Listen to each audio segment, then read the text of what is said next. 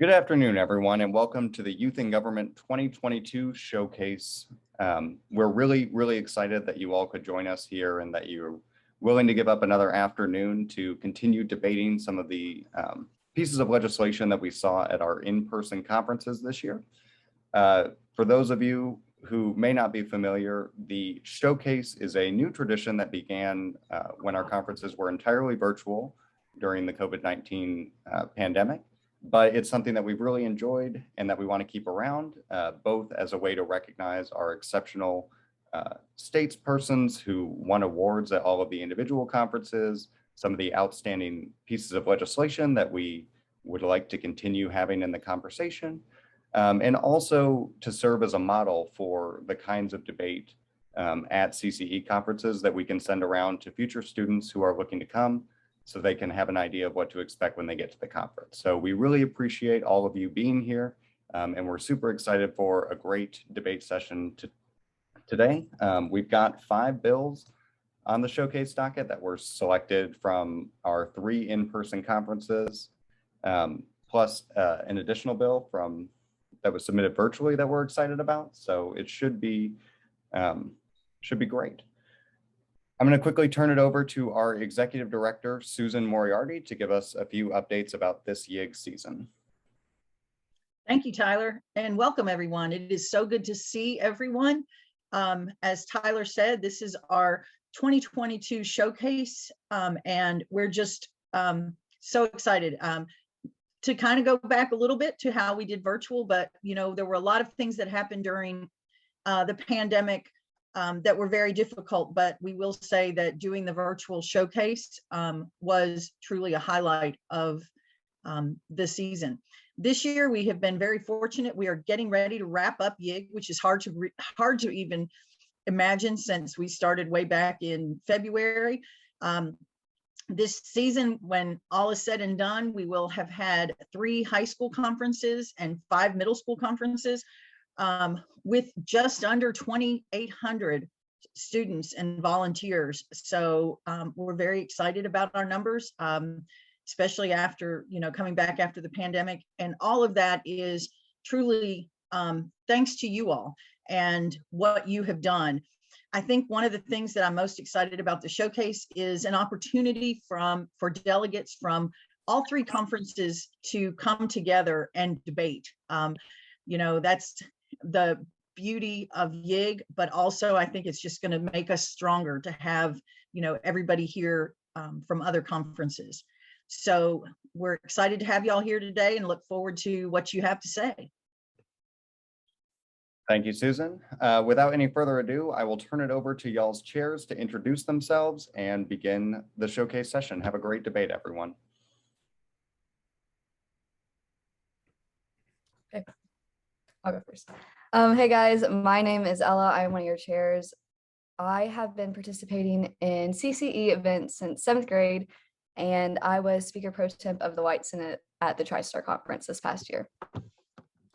How's it going, everyone? My name is Will. I'm a senior at Signal Mountain, and this is my 6th CCE conference. And I was the Speaker of the Red House at Capitol YIG this year. So I'll be chairing first. We're going to start off with the patrons of Blue Senate Bill 21-4-11. Should be Daniel Tellez Orlana. And delegate, you're recognized for 2 minutes for your introduction. You may begin when ready. The year was 1844 when a beacon of light came to shatter the darkness of night in which London and the world were hopelessly submerging. Out of the slums of London's crowded streets, a new institution was founded as a refuge for young men escaping the horrors of the street and seeking a productive setting to develop their skills. This institution was called the YMCA, and ever since, the YMCA has had a positive impact on every community that it has touched, reaching not only young men, but people from every sex, race, religion, nationality, and social creed, regardless of their ability to pay. Now, over a century after its opening, Sir William's vision hangs from the balance. Our beloved state of Tennessee has enacted a formidable and effective system for maintaining health through its strict DHS health and safety standards for CCAPs. Nevertheless, these standards also have adverse effects on these very communities that they have sworn to protect. Thanks to conflicting DHS and DOE standards, CCAPs such as the YMCA are denied the ability to use school infrastructure after school, even though they are used daily in school without restrictions. More than unfair, it also unintentionally opens the door for inequality, especially in impoverished or minority communities. If this continues to stand, meetings such as the one we are having right now will cease to exist for good. Bearing this need in mind, it is imperative that we amend our state DHS standards to create an exemption for CCAPs that are complying with all other standards except for infrastructure. This piece of legislation proposes creating an exemption exclusively for CCAPs using school infrastructure, complying with all other DHS standards and operating on school grounds with infrastructure flaws outside of its original jurisdiction. Given the individuality of each case, this bill additionally proposes a probationary period that can determine the severity of difficult cases and decide on the best course of action that will be most beneficial for both the school and the community. I'm sorry, Delegate. Time for your introduction has now elapsed, and we'll now move into 2 minutes for technical questions. So a reminder, technical questions are questions that can be easily answered with a yes or no question, a statistic, a definition, etc. And as I call you will be the order. Wallace, Lim, Betty, Ginther, Sood. Any other technical questions? Rice. Wallace, you may begin. You have 2 minutes. Does this existing regulation only affect CCAPs that are associated with a religion? No, as stated in the bill, it also extends to those that have like social backgrounds for that. So a perfect example would be Boys and Girls Club, but also different other organizations that deal with social and with civic education. Lim JP2, mentioned in section 3, lines 72 to 73. What organizations are recognized by the state of Tennessee to certify instructors and administrators? So these are both private and state universities. A perfect example would be Lipscomb here in Tennessee, but basically just about every university in the state of Tennessee has a program that is certified to produce instructors. Beatty Ravenwood, what is the time frame of applying for this exemption and getting, for example, getting accepted? So this would depend on how many schools would actually ask for the exemption, but we estimate around a month of notice. And then of course the probationary periods would come afterwards. Ginther, Signal Mountain, how many childcare assistance programs are there in Tennessee? Well, there are at least 112 YMCAs in Tennessee alone.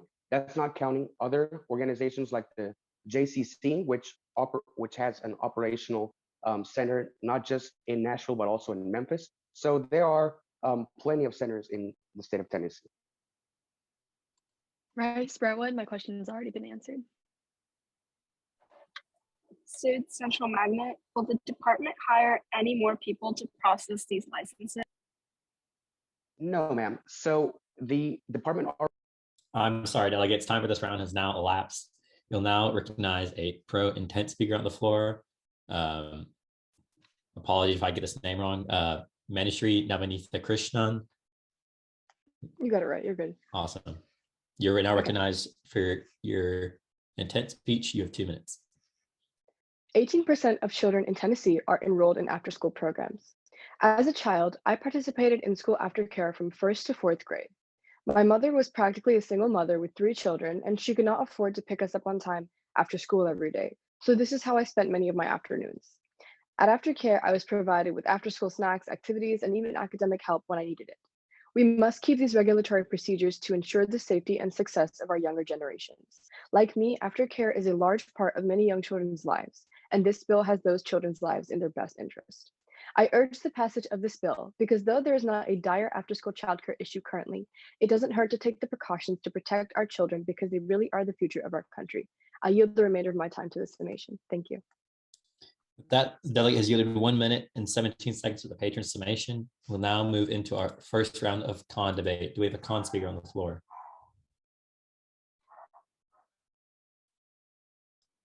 Douglas? Douglas Nolensville. I just have a question about section 6. I'm sorry, delegate. You need to state an action. In this case, it'll be, do the patrons yield to a possible series of questions? Do the patrons yield to a possible series of questions? They do so yield. And may I yield my time to a fellow delegate? That is also your right. Please specify delegate.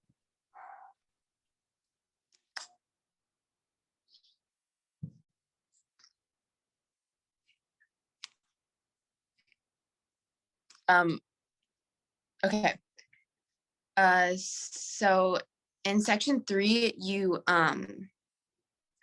state that the people that are, sorry, 1 second. In section 3, you state that in order for an organization to qualify for an exemption, sorry, wait, my bad. In section 3, you state that it can't be volunteers, they have to have a certification. How long do you anticipate the process for the certification to be? So the process of certification is already established, and it would be essentially the education that instructors already receive, which is depends on the university course. Some last 2 years, others last 4 years, depending on the level in which they take. But in that aspect, that is not going to change much since that system is already in place. That it for instructors is already for the instructors that are functioning within the CCAP. Okay, thank you. And then in section 6, you reference that there will be a punishment for those not in. I'm sorry, delegate. Time for this round has elapsed. We will now move into our first round of pro debate. Do we have a pro speaker on the floor? Davis. Yes, Davis, Franklin Road Academy. May I address the floor? That is your right. Thank you, Honorable Chair. And thank you to the Honorable Delegate who has brought forward this piece of legislation. As our pro speaker said, what I really like about this piece of legislation is not only are we supporting our children in not necessarily a religious or secular manner, but in a manner that is most useful for their development, cultural, social, spiritual, academic, etc. But we are also helping the working parents of the state, which is the majority of the individuals who are sending their children to schools, I suppose. And so what's really useful about this bill is not only are we providing children with the sorts of things they need in their personal edification outside of the classroom, as well as the sorts of social networks that these programs, especially cultural programs, engender as far as the teaching of heritage and culture is concerned, but we're also helping parents who may not have any other options. I personally have read this piece of legislation 3 times in preparation for this conference, and besides the fact that the intent is wonderful, I cannot find any issues with the way it is written. It is very eloquent. There are no loopholes. There's no fiscal note. It's a wonderful piece of legislation. I thank the Honorable Delegate for bringing it forward, and I urge this committee to pass it because of the clear. I'm sorry, delegate. Time for this round has now elapsed, and we'll now move into our second round of con debate. As a reminder, delegates, you have the ability to yield to a fellow delegate. That happens. You can do that as one of your 2 actions, and we encourage to do so more people can talk. But we'll now recognize a con speaker for the second round of con. McCann. McCann, Nolensville, do the patrons yield to a possible series of questions? They do so yield. And may I yield the remainder of my time to a fellow delegate? That is your right. Please specify delegate. Ginther. Why have CCAPs been banned from providing after-school programs in the past?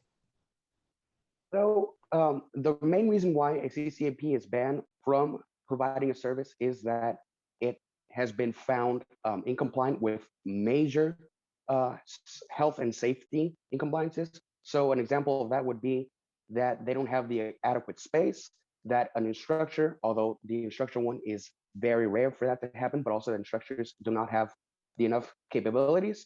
In the purposes of this bill, CCAPs are not being denied the right to function entirely. They're just being barred from using infrastructure, which is a huge problem, given the fact that many CCAPs don't have the infrastructure like playgrounds or classrooms that they can use instead.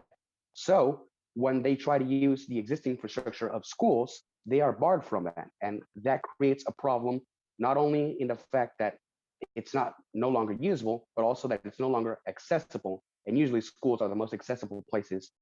I'm sorry, Patron. Time for this round has now elapsed. We'll now move into our second round of pro debate. Do we have a pro speaker on the floor? Ms. Ra. Mr. Ravenwood, do the patrons yield to a possible series of questions? They do so yield. And may I yield the remainder of my time to a fellow delegate? That is your right. Please specify, delegate. Lim. Okay, so would you say this is more of like a backing for the parents, for the working parents of Tennessee, or is this sort of like a program in which like children would join? Could you please restate that question?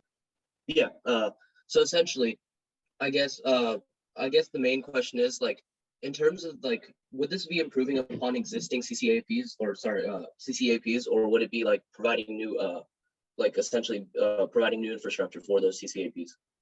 I'm very glad you asked that. It actually would do both. So it would provide reinforcement for CCAPs already existing and that cannot use school infrastructure, and it would encourage CCAPs to move to schools. And so it would create, not, as you said, support for parents and also support for the community. So thank you very much for that question. I very much appreciate it. Yeah, great. Yield the remainder of my time to a delegate. Lim JP2, how much time has been yielded to me? You have 9 seconds. All right. May I address the floor? That is your right. All right. Through the past decades, parents have increasingly looked towards after-school programs to support their child's overall health and development. Providing supportive adults and mentors build social and life skills. I'm sorry, delegate. Time for this round has elapsed. We'll now move to our final round of con debate. Do we have a con speaker on the floor? Ginther. Ginther and Mountain, do the patrons yield to a possible series of questions? They do so yield. May I yield the remainder of my time to a fellow delegate? That is your right. Please specify, delegate. Rice. In section 5, line 96, I think there's a typo. Can you clarify? It says that services require the use of said equipment and that it will, I believe you mean that services do not require the use of said equipment. I understand what you're trying to say, but the idea of putting that is that they will be using the equipment of the school. So in this case, that refers to things like playgrounds, classrooms, etc. But thank you for your concern. Okay, and can you go explain why it's only 2 consequences and not 3 for the charges? So, and this is a question for you. When you state that, are you saying the 2 probationary periods? Yes. Okay, perfect. So the thing about the probationary periods is they're not so much as punishments as— I'm sorry, patron. Time of this round has now elapsed, and we'll now move into the patron summation. Patron, you're next for 2 minutes and 17 seconds for your summation. You may begin when ready. Thank you. To touch back on that, it's not so much a punishment as it is an opportunity to be able to fix incompliances. So thank you very much for that question. Now, my beloved delegates and fellow Tennesseans, equality is what is in question here. While I am conscious that our state's students have a wider gamut of opportunities than in other states, it is foolish to say that we are doing enough. How can it be enough when thousands of students are being denied the use of school equipment during the afternoon when the same is being used during the school day without any restrictions? How can it be enough when low-income students and their communities are unable to fully benefit from extracurricular programs designed for their betterment, especially on ground that is considered public? How can it be enough when 2 or 4 inches of disagreement that are mere words on paper throw in an entire opportunity for making our state a better one for our children and the children of our children? Fellow Tennesseans, it is in your hands. If equality does not prevail now, it never will. Once more, you decide. I urge passage and yield the remainder of my time to the chair. With that, patron has yielded 1 minute and 3 seconds to the chair. We'll now move to voting procedure. As a reminder, we're doing this reactions feature. So when I call for whichever side you're voting for, I'll give a countdown, and then we will take the tally of either the check mark, which means yes, that you vote in favor, the X, which means you are opposed to the bill, or go slower, it means you are abstaining. So now all those in favor, please use the check mark feature. I will be taking a tally in 5, 4, 3, 2, 1. You guys can unreact. And all those opposed, please use the X feature. I'll be taking that tally in 5, 4, 3, 2, 1. Any and all abstentions, please use the go slower feature. Taking that in 5, 4, 3, 2, 1. With 35 votes in favor, 1 vote against, and no abstentions, this bill does pass.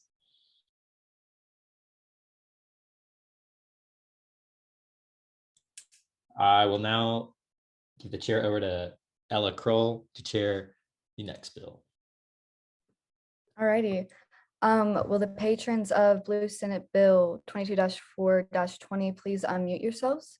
You guys will have 2 minutes for your introduction and may begin whenever you are ready.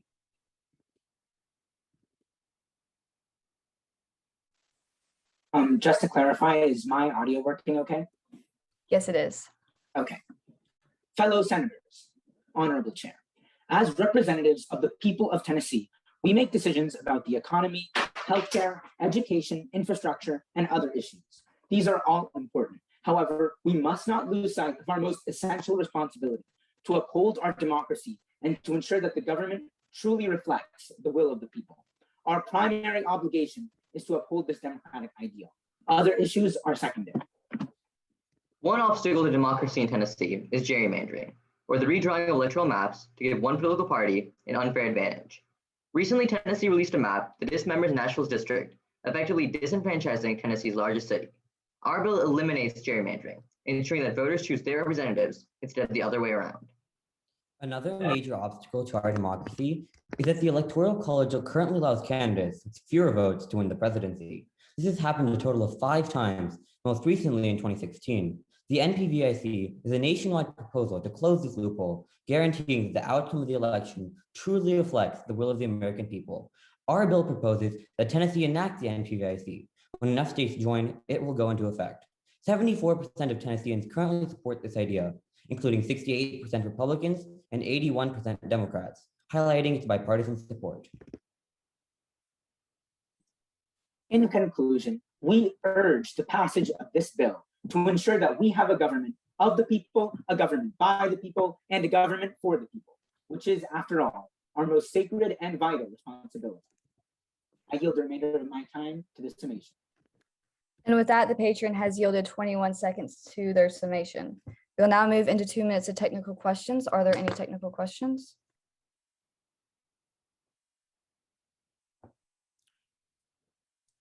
Lim, Ginther, Wilson, Asukwo, Alana, Vedi, Mishra, Holman, Douglas. I cannot pronounce that, so please correct me. Himastingnai and Strickland in that order, please.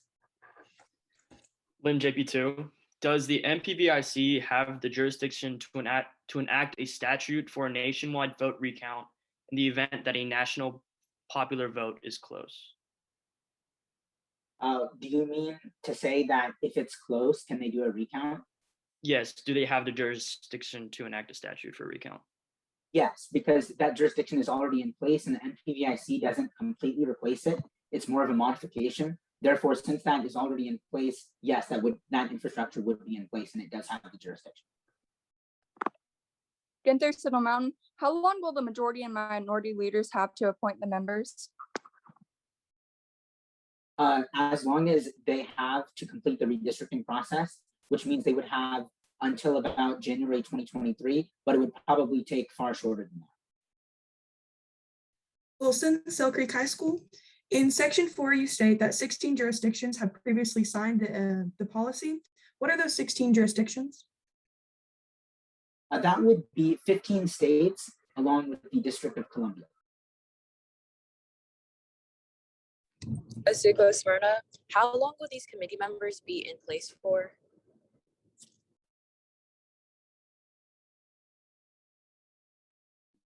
These committee members would be in place for the redistricting cycle, which lasts until January 2023.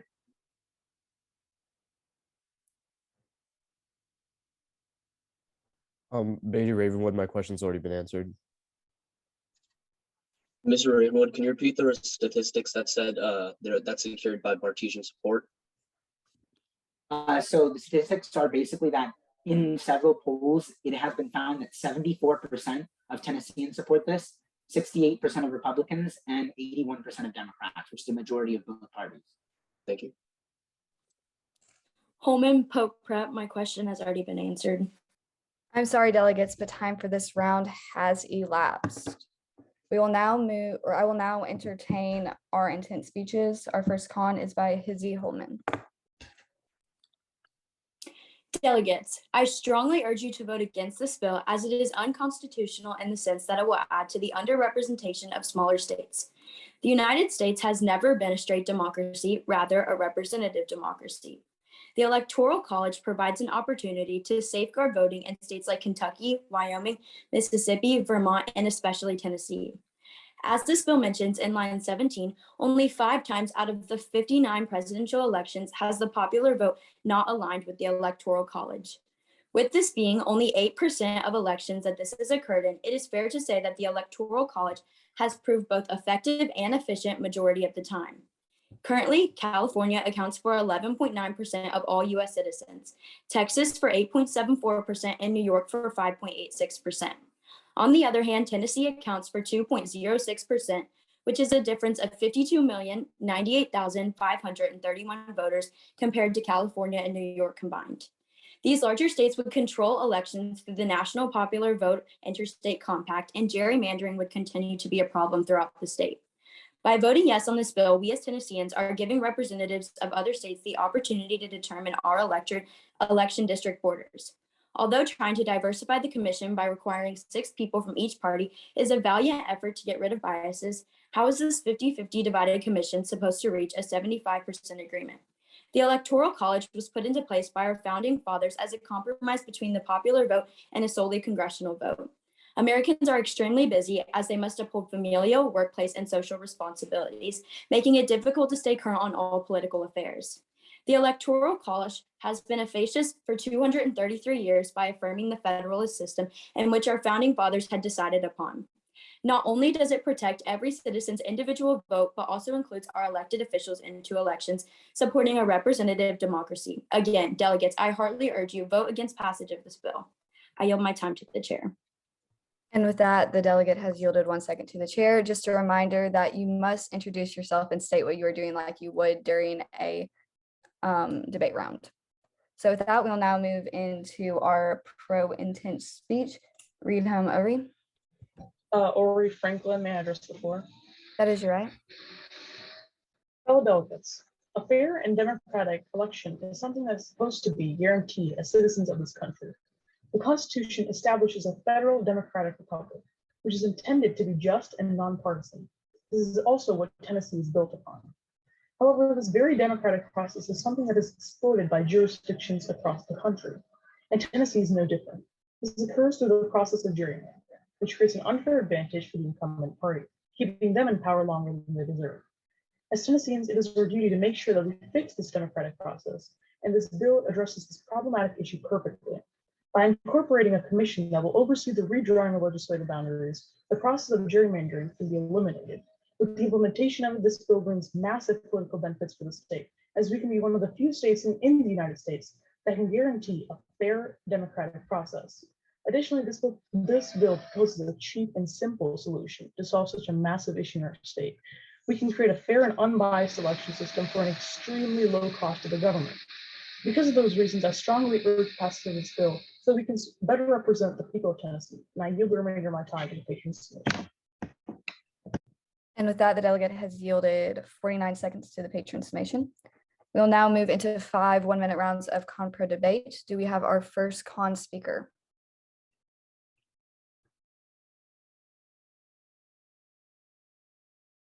Galbraith. Galbraith Webb, does the patron yield to a possible series of questions? They do so yield. And may I yield the remainder of my time to a fellow delegate? That is also right. Please select a delegate. Wilson. So in lines 26 and 27, you state that at least 9 of the 12 members, 75% must vote in favor of the revised map before it can be implemented. What happens if they simply cannot come to an agreement with that much of a majority? They're constitutionally required. Oh, sorry. Oh, no, you may go ahead. They're constitutionally required to come to an agreement, and this has not been a problem in any of the other states that this has occurred in. They always reach a consensus. So if in the case that they don't reach a consensus, these maps should simply not go into place? So in other states, they have set up a system where if they were not able to come to a consensus, the court would appoint someone to break the tie, but that's never happened in any of the states that have implemented this. So that would be like in a very rare scenario. Thank you. I yield my time. Wilson, Selkirk High School, do the delegates yield to a possible series of questions? They do so yield. You have 11 seconds. What could keep someone from either bribing or trying to make an unfair decision in this? I'm sorry, delegates, but time for this round has elapsed. We will now move into our first pro round. Is there a pro speaker?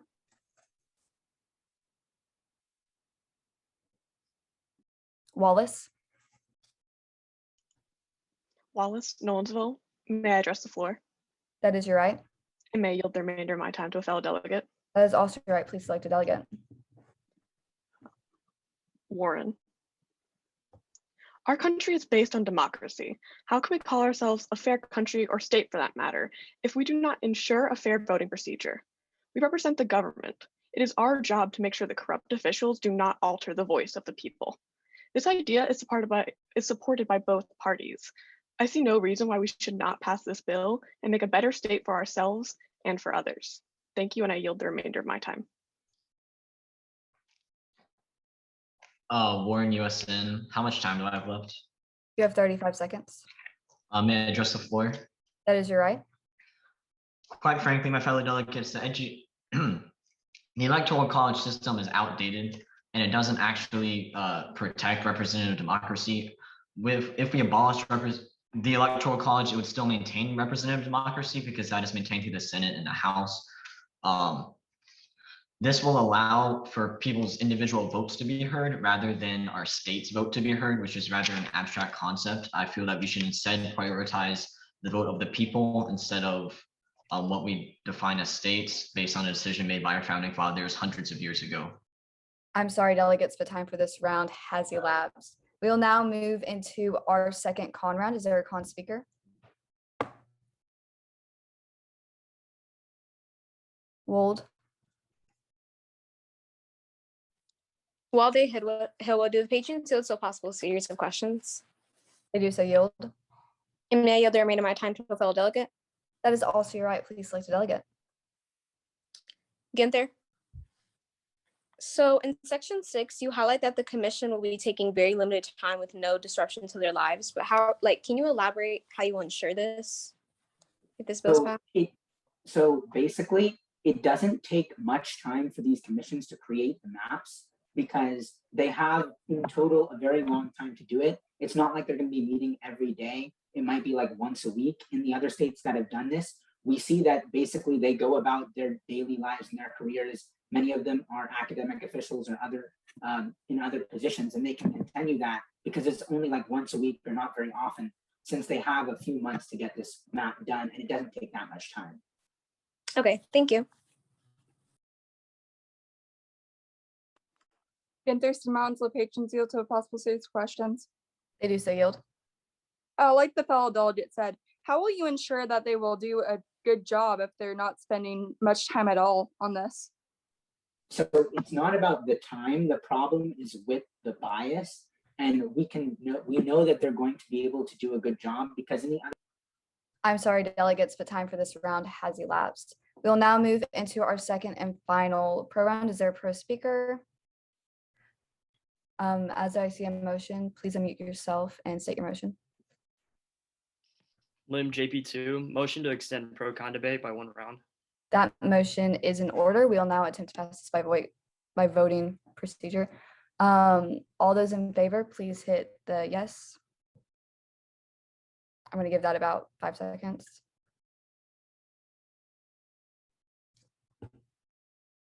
All right, all those against, please hit the X.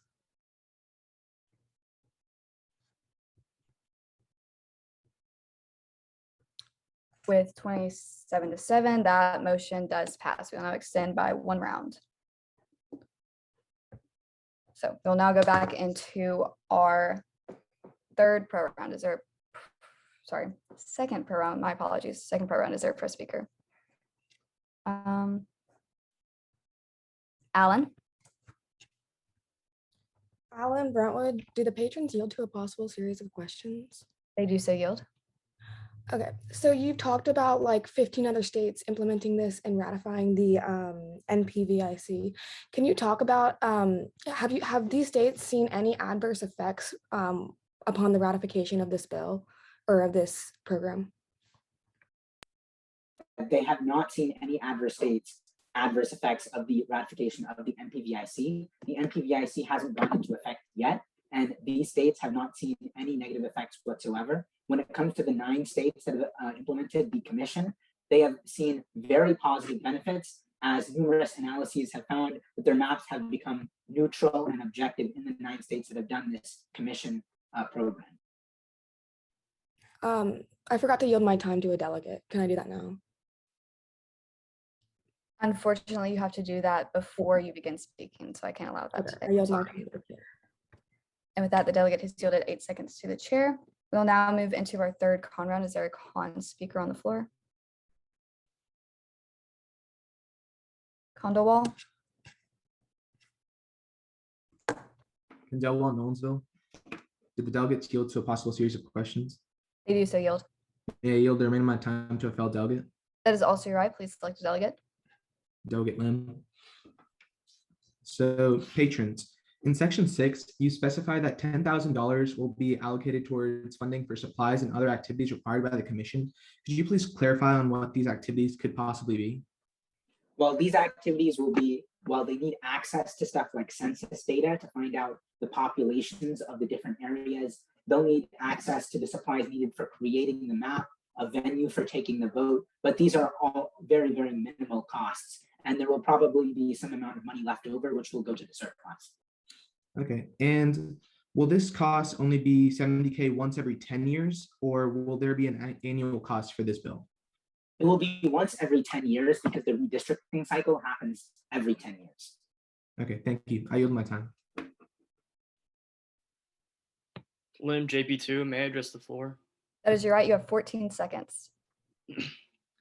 Proposing agreements like the NPVIC push for a concerning and monumental change. It is unconstitutional for states to appoint electors against the wishes of their own state electorate, but in accordance with the will of voters outside the state. I'm sorry, delegate, but time for this round has elapsed. We will now move into our third pro round. Is there a pro speaker on the floor? McDowell. McDowell, Franklin Road Academy. May I address the floor? That is your right. And may I yield the rest of my time to a fellow delegate? That is also your right. Please select a delegate. Misra? Different types of gerrymandering, such as packing and cracking, has historically been based in racial discrimination. Such redistricting should not be legalized, as the definition of a democracy, as aforementioned, should be an accurate representation of the people, and not just the foreign few that have not been silenced. All votes of the people should align with their representatives, not just the majority. I do not stand for corruption and the silencing of minority voices. I hope that my fellow delegates do not either. Please vote for this bill. Thank you. I yield my time. Mr. Ravenwood, may I address the floor? That is your right. You have 27 seconds. Perfect, thank you. Okay. Fellow delegates, I urge passage of this bill.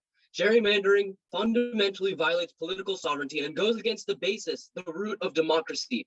The passage of this bill secures the most vital aspect of democracy, and that is representative of the people. to address a few things that in con, this is a representative democracy. Gerrymandering violates this, and it's a contradiction that doesn't interact with this bill. You cannot consider this when you vote for this bill. Vote for this bill to. I'm sorry, delegates, but time for this round has elapsed. We'll now move into our fourth and final con round. Is there a con speaker?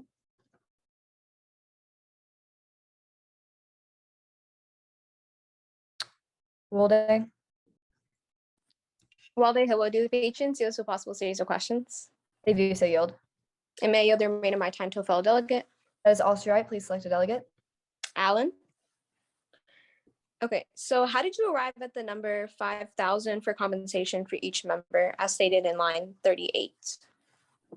We looked at the compensation for the other states that have enacted this commission, and we have compared the cost of living. So for example, we see in other states, they pay similar amounts of money. However, they may have different costs of living. So we take that into account, and we have decided that $5,000 is a very reasonable compensation. Okay, thank you. My apologies. I forgot to lower my hand from the previous round. That's all right, as there are 27 seconds and that was a mistake and you did follow the correct procedure. Will, do you want to select another delegate?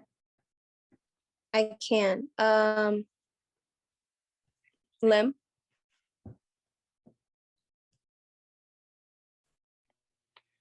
Lim JP2, do the patrons yield to a possible series of questions? They do so. Yield, you have 26 seconds. The NPVIC will be legalized after meeting 270 electoral votes, correct? Yes, that is correct. At which point, in theory, the winner of the national popular vote would become president regardless of what non-signatory states do, correct? Well, no, because the people in those non-signatory states will count towards the popular vote. So whether or not a state is a signatory doesn't have an impact on the representation. It just makes it that the. I'm sorry, delegates, but time for this round has elapsed. We will now move into 2 minutes and 10 seconds of our patron summation. Patrons, you may begin whenever you are ready. Okay.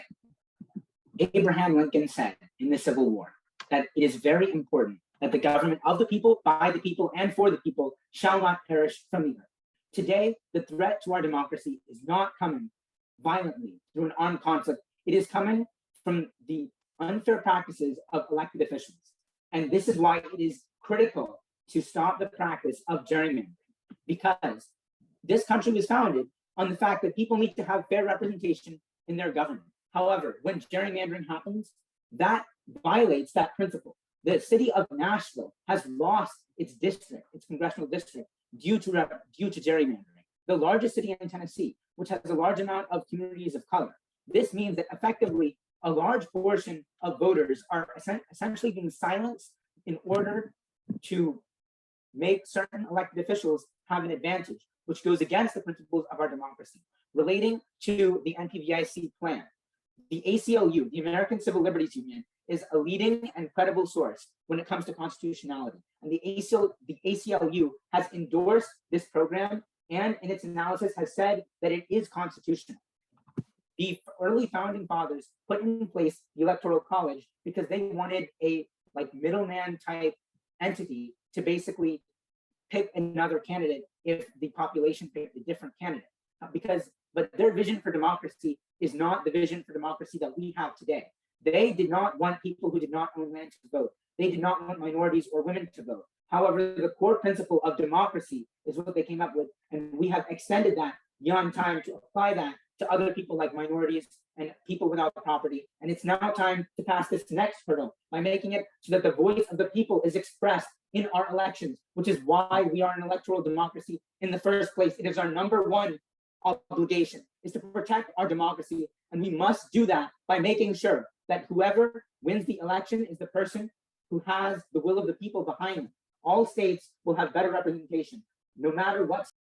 I'm sorry, patrons, but time for your summation has elapsed. We'll now move into voting procedure, and how it's going to work is I'm going to count down from 5, and that round is going to do the reaction. So counting down from 5, all those in favor, please hit the check mark. 5, 4, 3, 2, 1.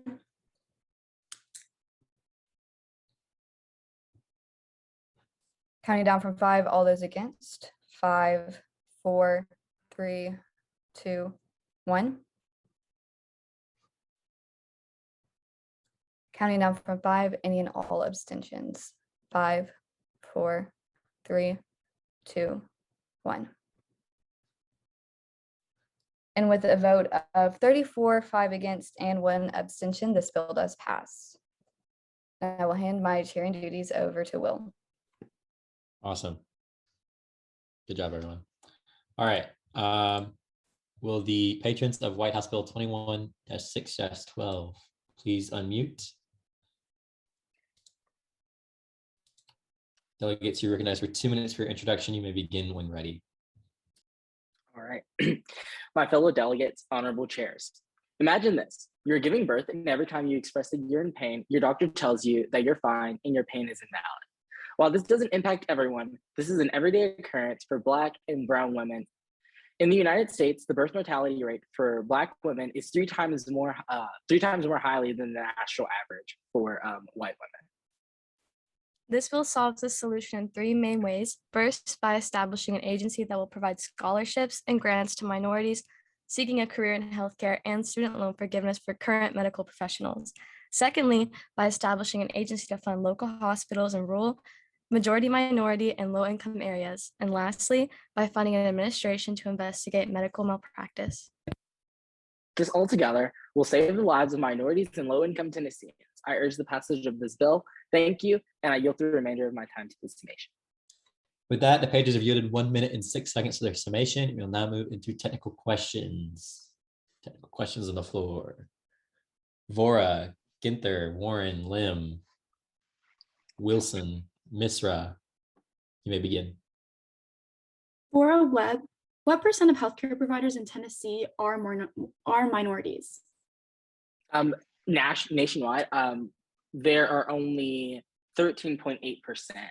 I do not have the statistic for Tennessee. Okay. Ginther, Civil Mountain, do any other states have this commission or a commission similar to this?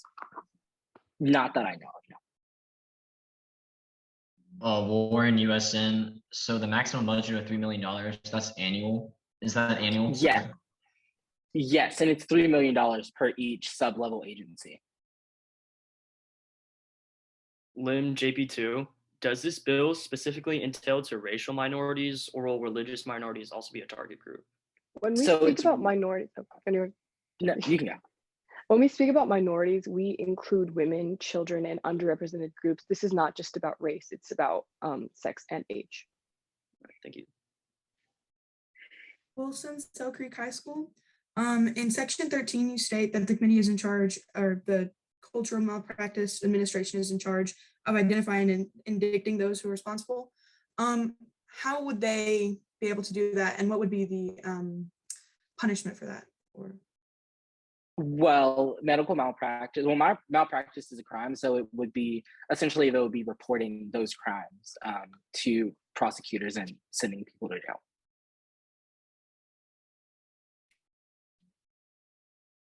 Mr. Ravenwood, so since it's a sub-level agency and each has $3 million, about how many sub-level agencies do you expect? And if so, what's the total budget? There are 3 sub-level agencies, so a maximum of $12 million, and that can be changed. With that, the chair will absorb 12 seconds. We'll now move into intent speeches. As a reminder, for intent speeches, you must state your action, and pro-intent speeches are the only intent speeches that can yield to the patron's summation.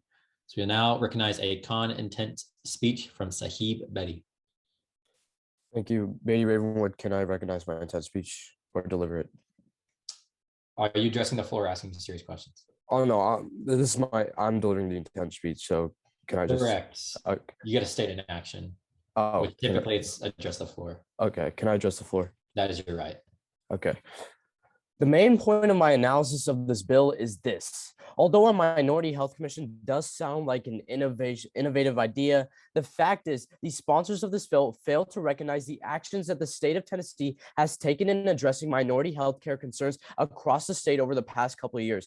I'll likely to introduce you all to Senate Bill 0308 or House Bill 0721 on the Tennessee legislation website. A brief summary of it is that it encourages the Department of Health to a partnership with minority and other community-based organizations to improve the health of racial and ethnic minorities and to extend public health legal services to minority and low-income individuals. This bill already has the potential to already solve for the problems that minority communities suffer with in the state. But if I really want to engage with this bill, we have to look at the general problems they want to solve and what they're trying to introduce.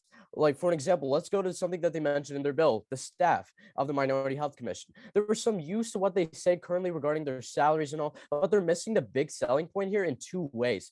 First, what are each of these people going to oversee to solve this general problem that they're introducing? And what is the role that each of these people are going to need to take to address this problem? And second, how do we give these people these roles? Are we going to give it to like a random state official, or are we going to go by like a certain criteria? And keep in mind, none of this is addressed in their bill, which is why I've chosen to inform of you of all the important flaws that exist within this bill, and I urge the failure of this bill. With that, the chair will observe 35 seconds. We'll now move into our pro-intent speech. Now I recognize Ruby Douglas. Douglas Nolensville, may I address the floor? That is your right. Delegates, we are amidst a crisis. Tennessee has experienced a widening crisis of access to healthcare for minorities. In Tennessee, 17% of the population is uninsured, with 20% for African Americans and 49% for Hispanics. And with the growing minority population in Tennessee, this is unacceptable. These minority groups are in our neighborhoods, communities, and beyond. And thus, it is our job as delegates to do what we can to represent these minorities. Not only is there a lack of available healthcare for minorities, but the healthcare that they are able to receive is rather expensive and sometimes lacks some of the important information or resources they need. The most simple solution to this growing issue is to better inform the public on medical malpractices in our state. If we do not enact this bill to create a commission on minority health, then we are further perpetuating the lack of resources that minority communities have. This commission addresses a wide range of issues regarding minority health, and why would we hesitate to pass legislation that strives to provide equal health care for minorities? This solution is feasible, and it is creating a foundation to support, educate, and reform the state of Tennessee. I truly believe that this bill is for the betterment of Tennessee as a whole, and it will lead to a brighter and healthier future for all. Thank you, and I yield my time. That the delegate has yielded 48 seconds to the patron's summation, or to the chair, and we'll now move into our first round of con debate. We have a con speaker on the floor. Wow. Himat Singhani. Himat Singhani of Ravenwood. Did the patrons yield to a possible series of questions? They do so yield. So are you sure there are not any other like health committee like boards that already exist to solve a lot of these issues? Yes, there are some boards, but those boards aren't federally mandated, or not federal, statewide mandated, and they're not properly doing their job to solve these issues. And ours is investigative, not just advocation. It's also like investigating medical malpractice that has occurred before. Yeah, so how will this bill like advocate for that, as other boards are clearly like not doing the job properly? This bill will establish a statewide agency, which is led by a commissioner, the commissioner being appointed by the governor and approved by the state of Tennessee, by the state Senate. And what this bill will do is essentially it'll not only look at the malpractice that has happened, it'll also fund scholarships and student loan aid to minorities pursuing health and education, but also fund the building of hospitals across the state of Tennessee, where especially in 2020, at the rise of the pandemic, we saw a lot of rural hospitals close. So we're just introducing that aspect for making sure that everyone has equitable healthcare. I'm sorry, delegate. Time for this round has now elapsed. And we'll now move into our first round of pro debate. We have a pro speaker on the floor. Gigme? You are muted. Jigme, Ravenwood High School, may I address the floor? That is your right. Okay, I would like to point to a significant benefit of this legislation, which is Section 15 and the establishment of the Minority Health Education Foundation. In order to eliminate these biases within our healthcare system, we must make sure we have adequate representation of minorities in the profession. However, because it costs money to enter this profession, and there is a net worth gap where racial minorities have 8 times as small as the net worth per capita compared to the majority communities, it is important to provide opportunities to these minorities. And that is exactly what this legislation does with the Minority Health Education Foundation, removing these financial barriers and allowing for proper representation of minorities within this profession, which is why I strongly urge the passage of this bill. Vote for this bill. I yield the remainder of my time to Oriana. With that, the chair will absorb 36 seconds due to the patron's failure to ask the question before. We'll now move into our second round of con debate. We have a con speaker on the floor.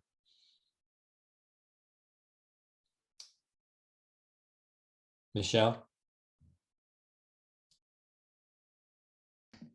Michelle Valor, can you hear me? Yes. Okay.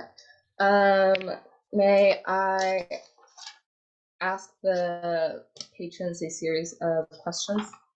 They do so, yield. And may I yield my time to fellow delegate? That is your right. Please specify, delegate. Padreep. I just wanted to ask, how many sub-level agencies do you think the commission will need?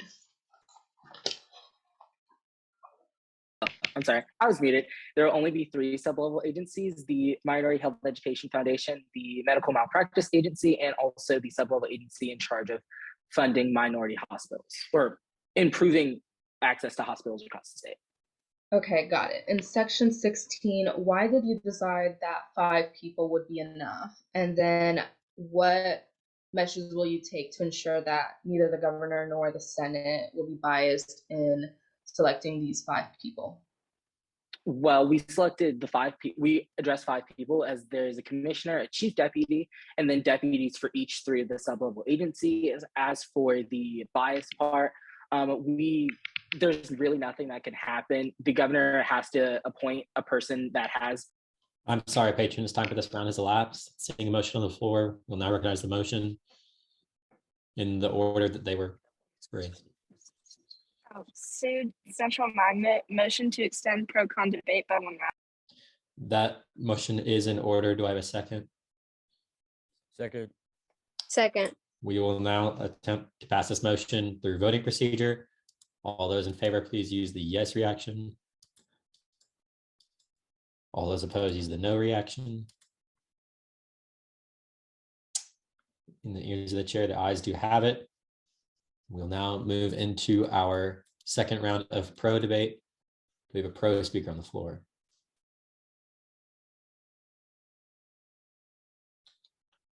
Orlana. Deus Oriana, Springfield High School. Do the patrons yield to a possible series of questions? They do so, yield.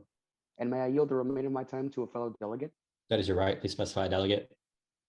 Davis.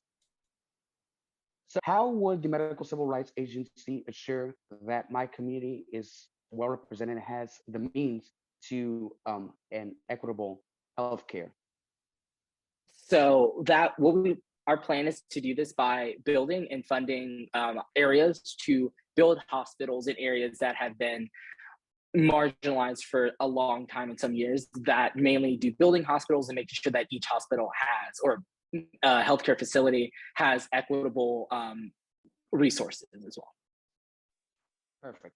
And would those resources also be access to foundations that would help undocumented immigrants as well? Yes. In the state of Tennessee, you do not have to give your documentation status or even your name when you go into a publicly funded emergency facility. Perfect. Thank you very much. I yield the remainder of my time. Yes, Davis, Franklin Road Academy, may I address the floor? That is your right. You have 2 seconds. Oh, I yield my time to the chair. With that, the chair will absorb the remaining 2 seconds. We'll now move into our third round of con debate. We have a con speaker on the floor. Ori. Ori Franklin, did the patrons yield to a possible series of questions? They do so, yield. And may I yield the remainder of my time to a fellow delegate? That is your right. Please specify, delegate.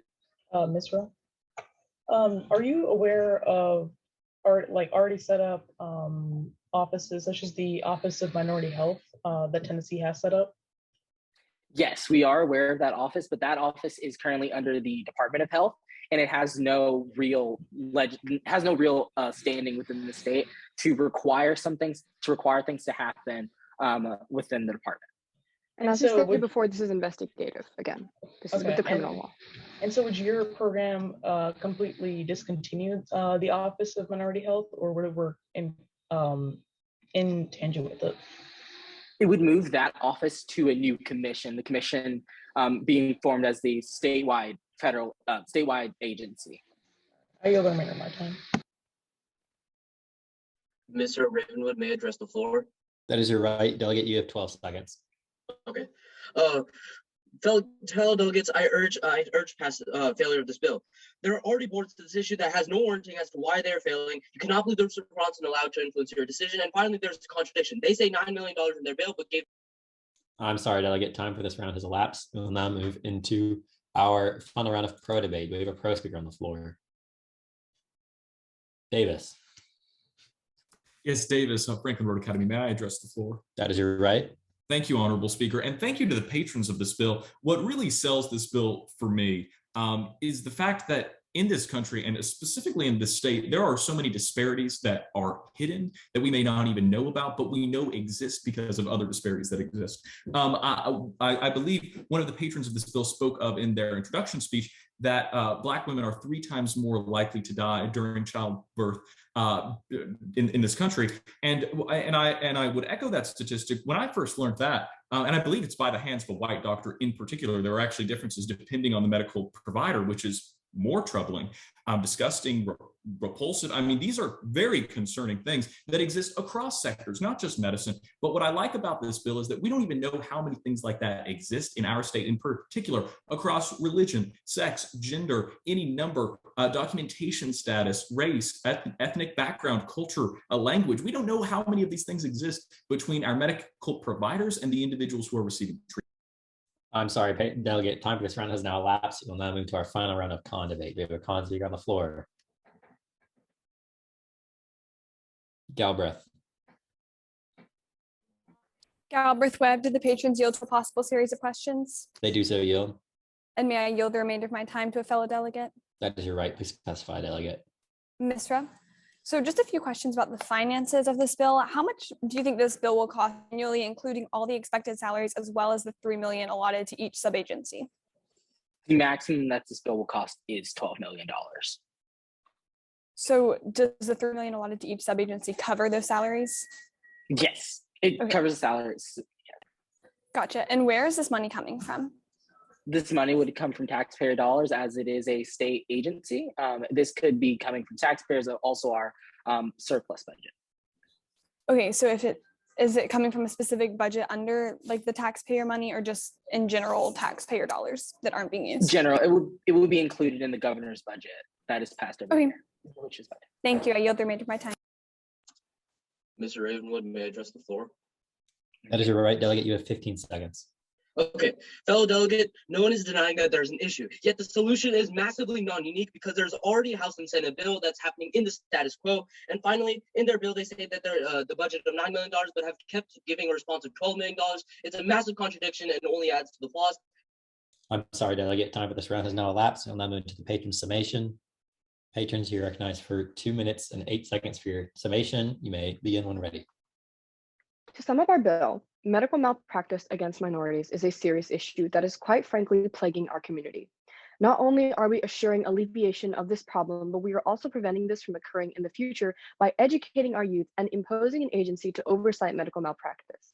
We will ensure the establishment of scholarships and aid to first improve medical malpractice for minorities, and second, produce more doctors advocating for their underrepresentation.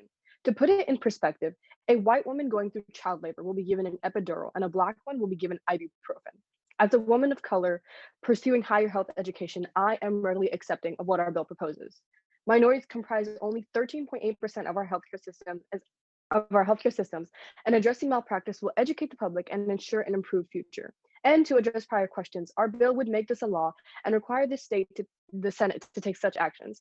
Our leaders will be appointed by the governor and are approved by the Senate. Our budget is reasonable because of our aforementioned claims. However, that should not be the priority, as the real issue is fighting and improving the American healthcare system for all. Thank you, and I yield the remainder of my time.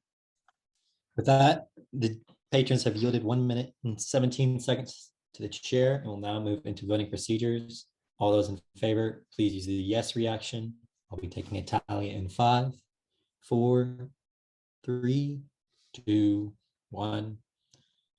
All those opposed, please use the no reaction. I'll be taking a tally in 5, 4, 3, 2, 1. Any and all abstentions, use the go slower feature. I'll be taking a tally in 5, 4, 3, 2, 1. And with a vote of 22 in favor, 13 against, and no abstentions, this bill does pass. I will now pass the chair over to Ella. All right. Will the patrons of Virtual General Assembly Bill 22-1 please unmute yourselves? You will have 2 minutes for your introduction and may begin when ready. Tennessee's environmental friendliness ranks 34th out of 50 states for obvious reasons. Our state is plagued by plastic waste, and as a result, our environment is suffering. One of the main sources of plastic pollution is single-use plastic bags. Every year, the average American family uses roughly 1,500 of these bags for just 12 minutes each. Out of this total, only 15 are recycled. The rest linger for over 500 years before fully decomposing. In addition to contaminating our environment, plastic bags release microplastics, killing millions of animals each year. My name is Lily Mirza. And I'm Ishal Hassan. And we are introducing a bill that initiates a 5-cent fee on plastic bags. Several studies have proven the effectiveness of imposing a 5-cent fee. States such as Maryland saw a 42% drop in the use of plastic bags, and Washington, D.C.'s plastic bag pollution plummeted by 75%. Minuscule financial incentives can make drastic changes in customers' choices. Therefore, we are confident that this bill will encourage Tennesseans to bring sustainable bags instead of continually purchasing plastic bags. Delegates, this bill has no cost. Instead, it generates money for environmental agencies. Plastic bags may not be the sole reason for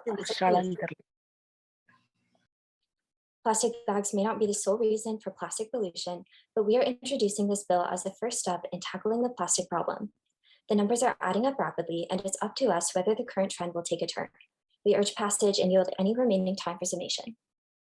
With that, the patrons have yielded 34 seconds to their summation. We will now move into 2 minutes of technical questions. Are there any technical questions? Beatty, Strickland, Ginther, Gigme, Sood, Shoemake, Foss, Constantine, Madden, Ory, Holman, Warren, Lim, Mishra, in that order, please. Beatty Ravenwood, what is the revenue of the plastic industry currently in Tennessee? Like the plastic bag industry? There's not a plastic bag industry in Tennessee. Instead, the stores just supply it. Strickland JP2, is there like a manufacturing cost difference between plastic bags and paper bags? Paper bags aren't really reusable bags, so we aren't really factoring those in, but reusable bags are slightly more expensive to manufacture. Ginther, Sin Mountain, how many plastic bags are used in Tennessee each year? 2 billion. Jigme, Ravenwood High School, will this 5-cent fee be paid by the business per plastic bag or by the consumer using the plastic bag? By the consumer. Central Magnet, to make reusable bags more appealing, will there be a tax incentive on top of the 5-cent? No. Shoemake CCA, are there any other stores or states that are doing something like this? Yes, there are 8 states.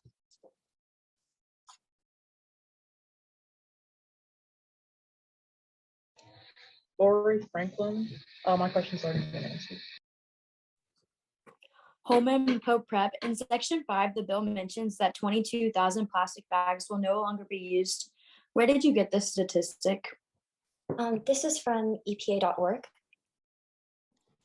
Warren, USN, exactly how many animals are killed each year by microplastics? Approximately 100 million animals are killed by plastic waste each year.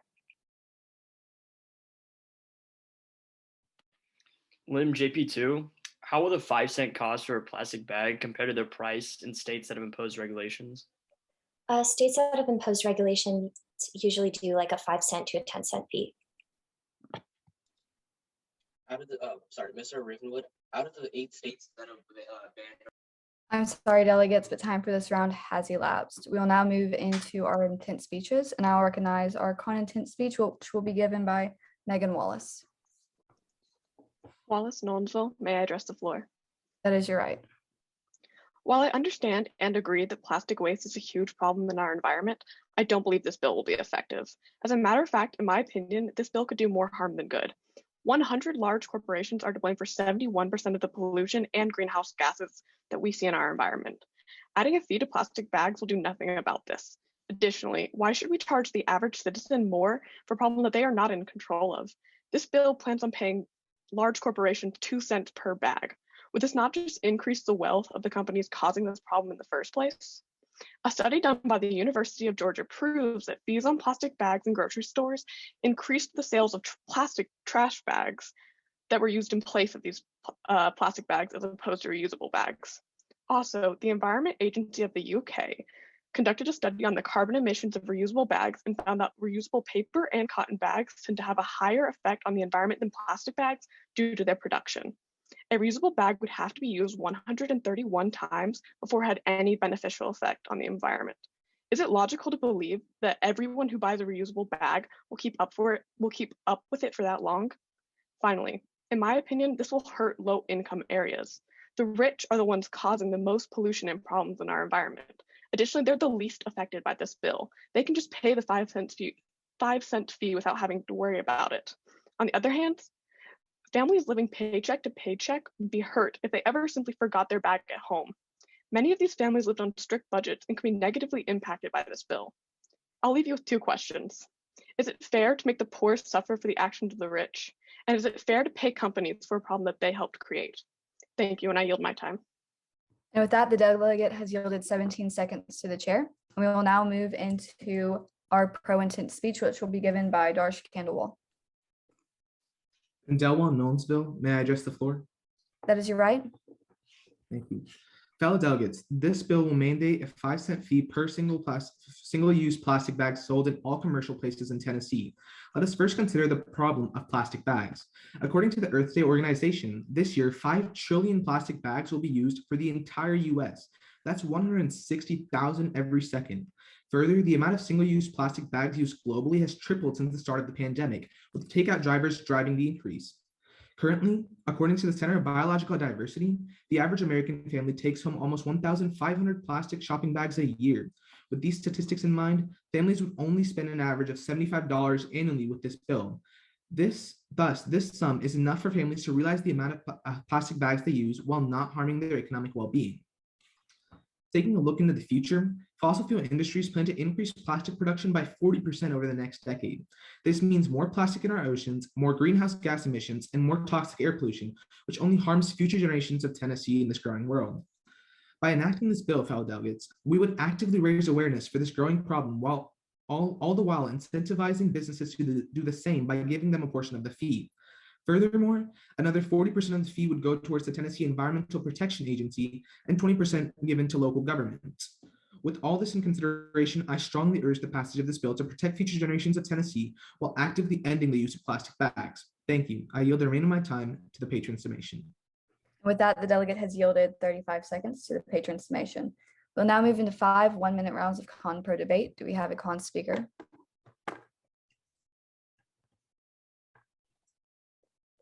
Constantine. Constantine Summit, do the patrons yield to a possible series of questions? They do so yield. Why will you, oh, may I yield my time to a fellow delegate?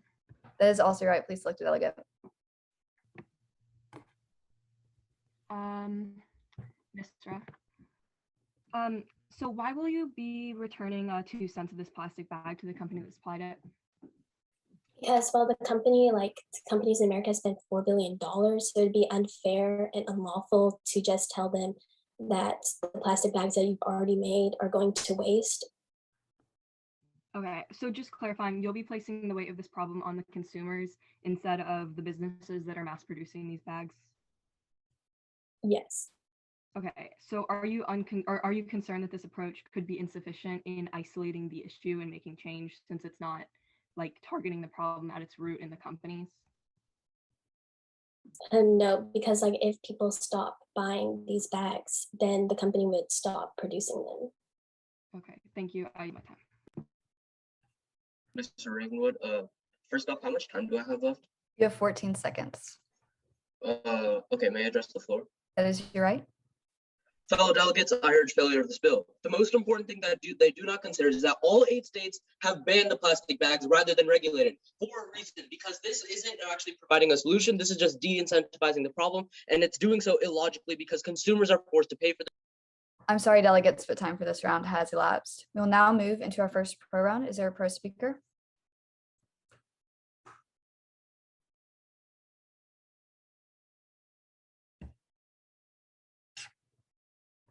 Shoemake. Shoemake CCA, may I address the floor and may I yield my time to a fellow delegate? Those are both your rights. Please select a delegate. Davis. I just want to quickly say that I think this is a good way of reducing plastic by motivating people to bring like their own reusable bags. And plus reusable bags are just a lot more like stable and they're nice. I like reusable bags, I think they're good. But I think overall 5 cents is a pretty good start, at least, to charging these people for bags. I think it'll just overall help this problem of microplastics. Davis, Franklin Road Academy, may I address the floor? That is your right. You have 31 seconds. All right, thank you, Honorable Chair, and thank you to the honorable patrons of this bill who have brought it forward today. I believe there has been some talk in the con debate surrounding, well, shouldn't we ban these bags outright? And that is a fair point. I think, and also there have been some points on, well, is this going to be effective? You know, plastic bags, how much can we really do? I think what we're looking at with this bill is that while we cannot solve the climate crisis as just one state, as just one legislative body, we do need to be taking productive steps to do what we can. That starts with de-incentivizing bad behaviors that harm our planet. I'm sorry, delegates, but time for this round has elapsed. Before we move on, I just want to make a reminder to yield your time after you finish speaking. So with that being said, we're going to now move on into our second con round. Is there a con speaker? McCann. McCann, Nolensville High School. Do the patrons yield to a possible series of questions? They do so yield. And may yield the remainder of my time to a fellow delegate. That is also your right. Please select a delegate. Betty. How many plastic bags are used in the state of Tennessee every year? 2 billion. 1 billion. And do you believe that the use of these plastic bags, that charging for these plastic bags will hurt people of lower classes rather than people of upper classes? No, because it's only 5 cents each. It's not a lot of money. Why did you decide to limit the usage of plastic bags rather than ban them entirely? Because that's not really realistic. If we could have banned them already, then the state would have done that. And remember, these businesses have spent $4 billion already while producing them, so you can't just ban them. I yield the remainder of my time. Lady Minister, may I address the floor? That is right. You have 20 seconds. 20 seconds. Okay, thank you. As Ms. Wallace mentions in her intent speech, we're not going to be able to solve for these large corporations that actually causes environmental damage. Additionally, it's generally obvious of the inevitable retaliation that these corporations are going to give on the government. This is further going to decrease business and decrease revenue that the government generates from these corporations. I urge failure in 2 ways. It is not probable realistically, and it creates more problems. I'm sorry, delegates, but time for this round has elapsed. We'll now move into our second and final pro round. Please rise and state your motion, or please unmute and state your motion. Warren USN, a motion to extend pro con debate by 1 round. That motion is in order. We will now attempt to pass this by voting procedure. All those in favor, hit the yes reaction in 5, 4, 3, 2, 1. All those against, hit the no reaction in 5, 4, 3, 2, 1. In the eyes of the chair, the ayes do have it. We will now extend pro con debate by 1 round. So moving back to our second pro round, is there a pro speaker? Foss.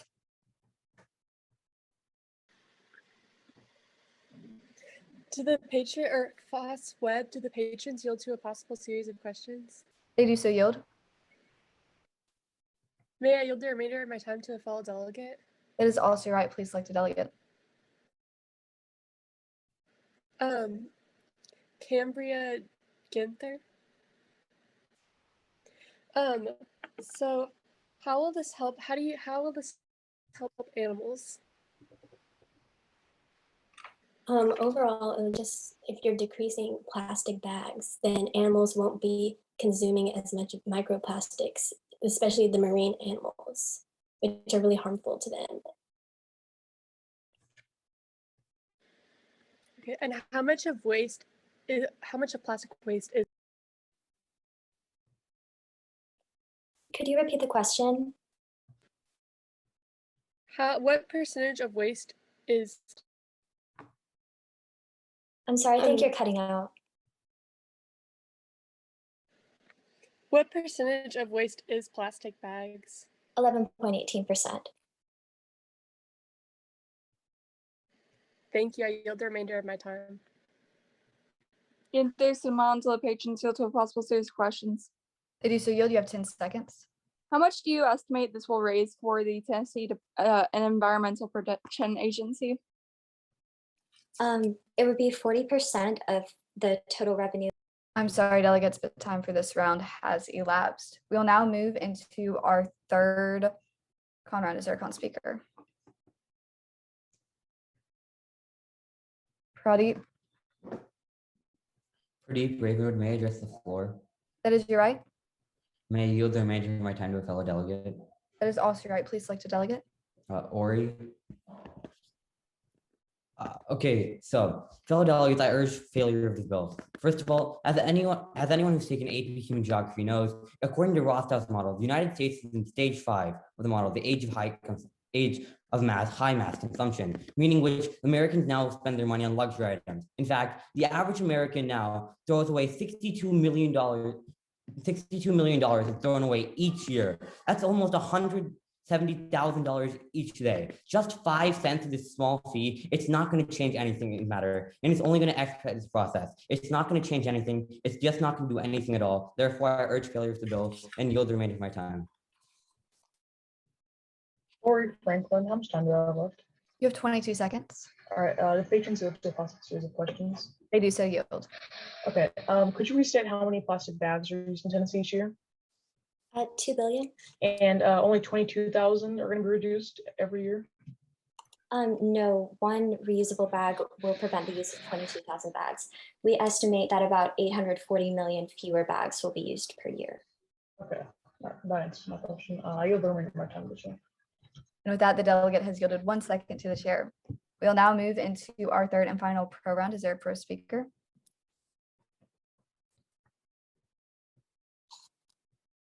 Navanita Krishnan. Got it. Navanita Krishnan, CCA. May I address the floor? That is your right. And may I yield the remainder of my time to a fellow delegate? That is also your right. Please select a delegate. Delegate Oriana.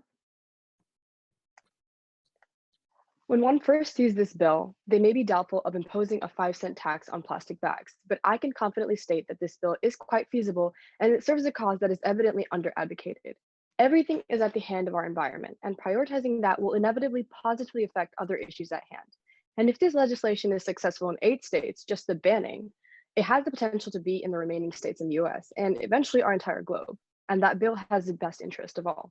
I urge passage of this bill and yield the remainder of my time to the patron summation. Thank you. As you have yielded your time to another delegate already, you cannot yield to patron summation. Sorry, I meant the delegate. You're good. Hey, Soriana Springfield. How much time do I have left? You have 30 seconds. Do the patrons yield to a possible series of questions? They do so yield. Okay. So to elaborate a bit about the 5 cents and the 2 cents that you are planning to reimburse back to the companies, what is the purpose of that? To return 2 cents back to the businesses that supplied these plastic bags? Basically, the businesses have to pay and order those plastic bags. So it would be unfair to demand all their revenue and they're still spending money buying those bags. So Perfect. And to address another point, that would also make sure that these companies stay in Tennessee, correct? I'm sorry, delegates, but time for this round has elapsed. We'll now move into our third and final con round. Is there a con speaker?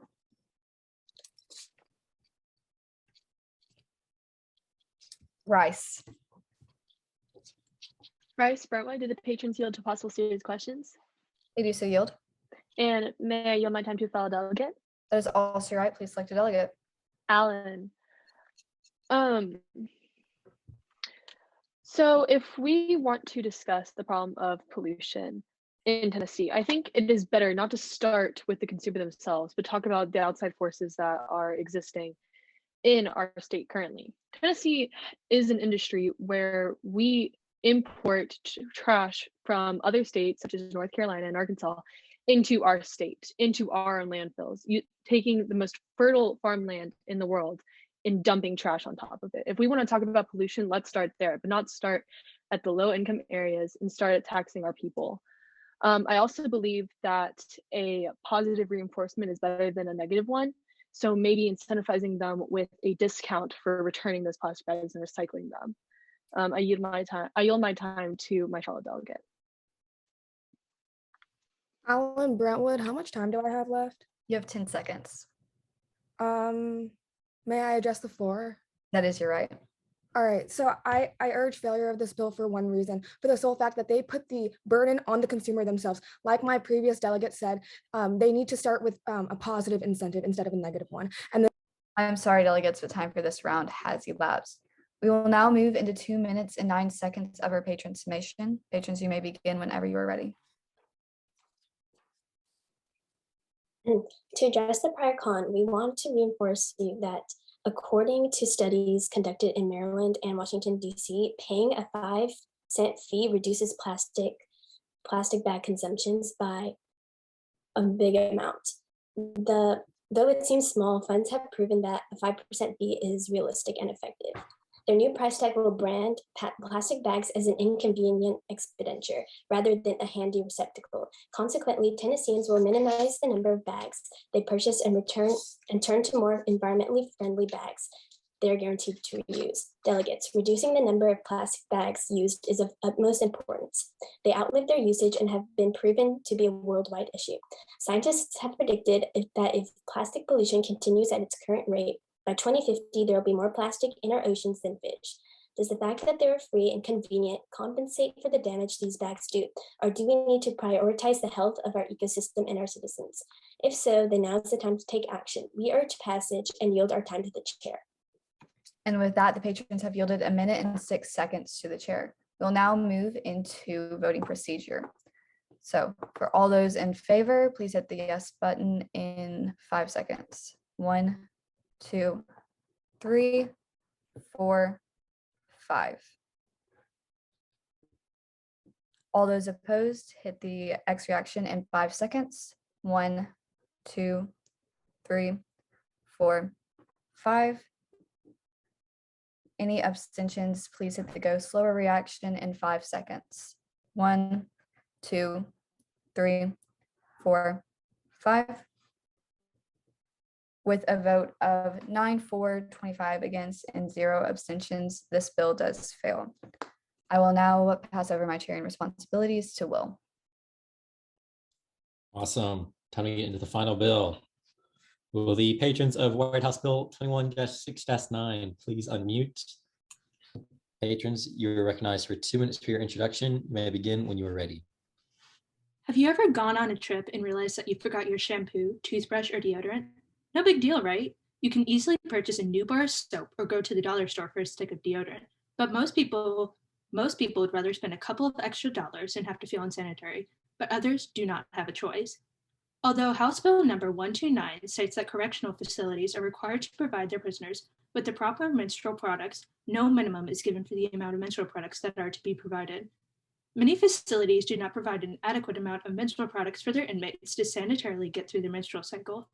Not having these basic products can not only have negative repercussions on a person's physical health, but can make a person feel distressed and uncomfortable, which in turn has negative effects on mental health. We plan to pass a bill that gives a minimum of 4 menstrual napkins or 5 tampons to each prisoner in need of menstrual products per day of cycle. Correctional facilities should already have a portion of their budget delegated, providing their inmates with the proper sanitary products.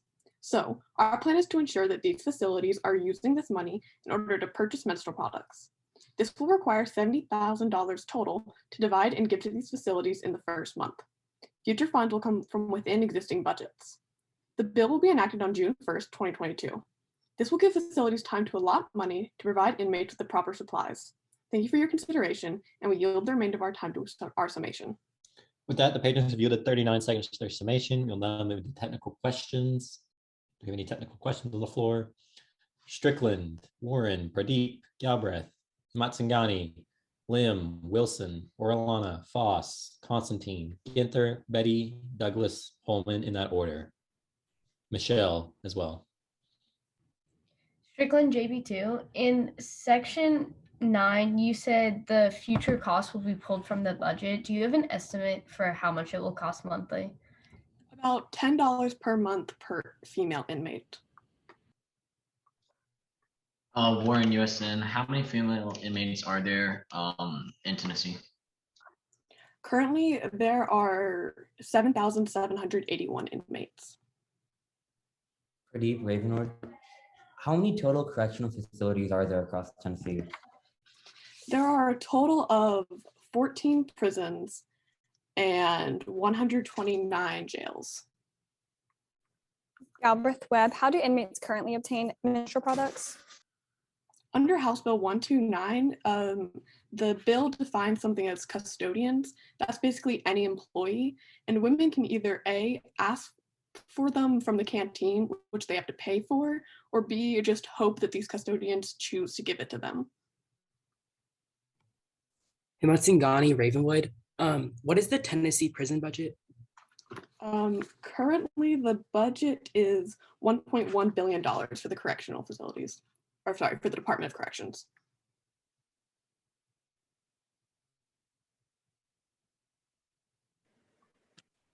Boss, Webb, my question. Constantine Summit, referencing section 9, line 57 through 58. If this bill were to generate a revenue, which state department would that go to? This bill will most likely not generate any revenue. If there's an amount, how often will the routine inspections be? Under the TCI, there are already random inspections that happen usually 4 times a year, but because they're random, there's no exact number. And then there's also scheduled annual checks.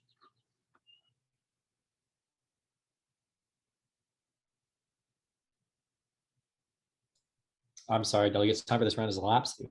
We'll now move into a pro-intent speech from Jeffrey Chambers. Delegate, you are recognized for 2 minutes. Or state your action, please. Chambers CCA, may I address the floor? That is your right. Alrighty. Patrons, chairs, and honorable delegates. Over half of Tennessee's incarcerated population are women. While I'm a guy and I do not have a menstruation cycle, it is shocking to me that some of our state's most vulnerable people are not provided proper access to feminine health and hygiene products such as pads and tampons. This bill makes it law that public and private prisons and jails give those products to all of their residents. And it also makes it illegal to withhold those products from the inmates in the places hefty fines and sometimes termination to leaders of such facilities that do withhold such products. In the United States, some prisons offer pads at the commissary for over $2. This is not equitable or fair, as some inmates might not have the proper access to them. Across the country, over 18 states have introduced a bill like this. And on the federal level, this bill has been introduced as well by Representative Mang of New York. These bills are fighting for menstrual equity, which should be a right to all inmates and residents of prisons, and Tennessee needs to do the same. I urge the passage of this bill because it provides the necessary hygiene product access to everyone that everyone deserves, whether it be an inmate or civilian status. Thank you, and I yield the remaining to the delegate summation. The delegate has yielded 51 seconds to delegate summation. We'll now move into our first round of con debate. Do we have a con speaker on the floor?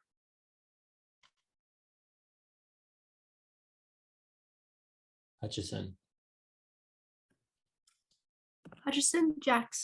Jackson, Hutchison, do the patrons yield to a possible series of questions? They do so, yield. And may I yield my remaining time to a fellow delegate? That is your right. Please specify, delegate. Lim. How will the funds be supervised to ensure that they are used for menstrual products? There will be checks. Some of them will be random and some of them will be yearly. Additionally, the Tennessee Department of Corrections already oversees the budget for all correctional facilities.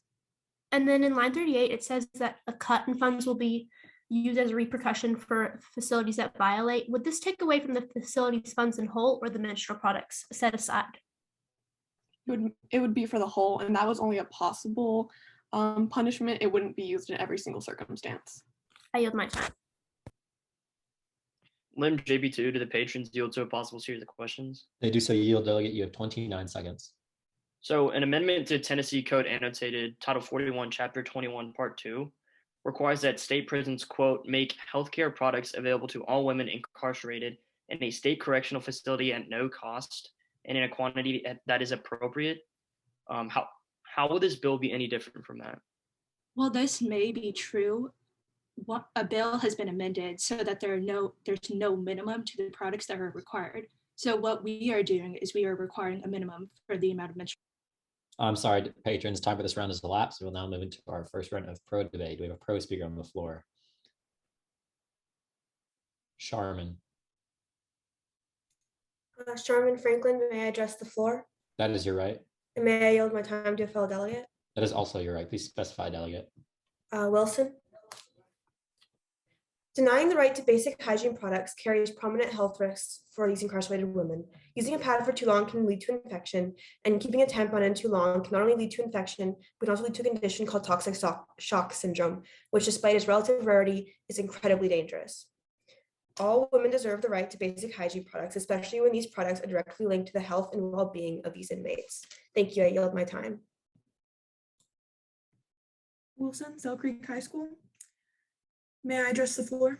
That is your right, delegate. You have 36 seconds. Fellow delegates, the passage of this bill has yet to occur. The fact that the passage of this bill has yet to occur is frankly appalling. Despite the seriousness of their crimes, that is our proper hygiene and healthcare. There are over 7,000 women who are incarcerated. Over 7,000 women are denied the right to something that they should be given monthly. As the patrons stated in their introduction, these women do not receive the right to their own to feel sanitary. Not to mention that the denial of this bill is strongly inhumane and goes against the. I'm sorry, delegate. Time for this round has elapsed. We'll now move into our second round of con debate. Do we have a con speaker on the floor?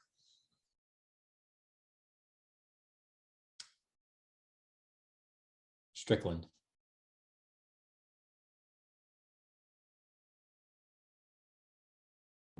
Sorry, my hand was up from a previous round. That was a mistake. All right. Warren. Warren USN, to the patrons due to a possible series of questions. Thank you, so yield. And may I yield the remainder of my time to a fellow delegate. That is your right. Please specify, delegate. Michael. Are you worried at all that the removal of funds from prisons could contribute to a decline in the health and safety of the inmates? No, because as I stated previously, this is only a possible punishment given by the TCI.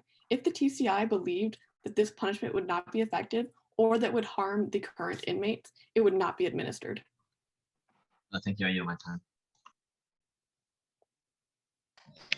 Michelle Valor, may I ask do the patrons yield to a possible series of questions? They do so. Yield, delegate. You have 36 seconds.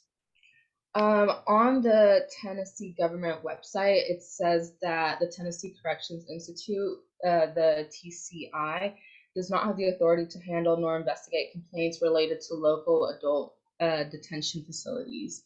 Can you clarify how that affects your bill? Because in Section 8, it says that adults can, it says that adults can lodge complaints through the TCI. While it's true that not all local facilities have this option, that's why in Section 8 we also talked about the fact that these can be lodged through like the officers or. I'm sorry, patrons. Time for this round has elapsed. We'll now move into our second round of pro debate. We have a pro speaker on the floor. Mattern. Before we recognize that speaker, I do want to point out there seems to be a motion on the floor. Yes, will you please unmute and state your motion? Mr. Ravenwood, motion to extend pro-con debate by 1 round each. That motion is in order. Do we have a second? Second. An attempt to pass this motion by voting procedure. All those in favor, please use the yes reaction in 5, 4, 3, 2, 1. All those opposed, please use the no reaction. 5, 4, 3, 2, 1. Use the chair, the ayes do have it. So this will now be our second con round. Mattern. Wait, is this con or pro? I'm sorry. This should be con. Or we just finished with the con, so this would be pro. All right, thank you. Mattern, Merrill Hyde, may I adjust the floor? That is your right. May I yield the remainder of my time to a fellow delegate? That is also your right. Please specify delegate. Douglas. Delegates. One of the main purposes of correctional centers is to rehabilitate. Rehabilitation is defined as the action of restoring someone to health or normal life through training and therapy after imprisonment, addiction, or illness. How is a woman that is supposed to have her health and well-being restored in a correctional facility able to do so if she's not able to have the basic necessities for her own personal fitness? The fact that there is an insufficient amount of supplies for the health of women in a situation where they are already much more vulnerable in terms of health and personal wellness is absolutely unacceptable, and I commend the initiative of these delegates to address such a pressing issue. I urge the passage of this bill. I yield the remainder of my time. Douglas Nolensville, may I address the floor? That is your right, delegate. You have 24 seconds. Women are put behind bars each and every day, lacking the proper feminine hygiene resources, leaving them having to create makeshift products or bleed through their clothing. This can be daunting. Providing sufficient menstrual material in correctional facilities is a simple solution to a growing issue that women are facing in correctional facilities. Women are being forced to survive without the proper resources they need to stay clean and healthy. The lack of feminine hygiene products in correctional facilities is dehumanizing and inequitable. Prison reform is one of Tennessee's top. I'm sorry, patron. Time of this round has now elapsed. We'll now move into our final round of con debate. We have a con speaker on the floor.